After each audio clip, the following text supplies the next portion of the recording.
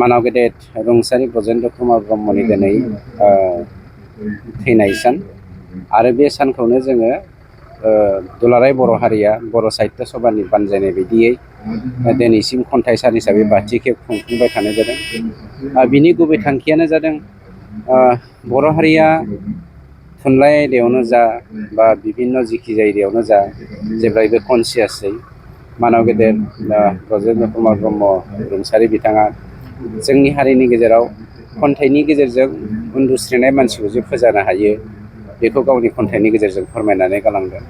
गतिके बेखौनो जोंनि गोदान फिरियाबो बुरखांनानै हारिखौ गोजौ मानदान्दायाव लांनो थाखाय बिथांमोन बायदि जेरै खन्थाइगिरि लिरगिरि आरो दैदेनगिरिफ्रा बर' हारिनि थाखाय सेक्रिफाइस खालामलांदों, जोंबो उनसंनांगोन बे थांखिजोंनो बे हाबाफारिखौ लानाय जादों।